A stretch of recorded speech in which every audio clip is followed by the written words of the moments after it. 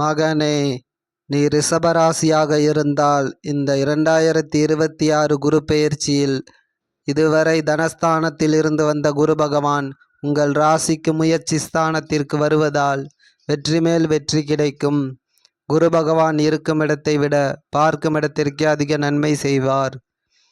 உங்கள் ராசிக்கு 7ஆம் இடமான கலத்திரஸ்தானத்தை குரு பகவான் தனது 5ஆம் பார்வையாக பார்ப்பதால் கணவன் மனைவிக்குள் இருந்து வந்த மனஸ்தாபங்கள் நீங்கி ஒற்றுமை அதிகரிக்கும்.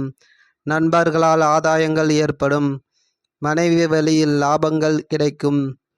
உங்கள் ராசிக்கு 9ஆம் இடமான அதிர்ஷ்ட ஸ்தானத்தை குரு பகவான் தனது 7ஆம் பார்வையால் பார்ப்பதால் எதிர்பாராத வாய்ப்புகள் தேடி வரும்.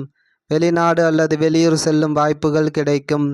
குழந்தை இல்லாத ரிஷபராசிக்காரர்களுக்கு குழந்தை பாக்கியம் கிடைக்கும். உங்கள் ராசிக்கு 11ஆம் இடமான லாபஸ்தானத்தை குரு பகவான் தனது 9ஆம் பார்வையால் பார்ப்பதால் லாபம் அதிகரிக்கும். தொட்டதெல்லாம் துலங்கும். கையில் எப்பொழுதும் பணப்புழக்கம் இருந்து கொண்டே இருக்கும். இது உனது குருவின் வாக்காகும்.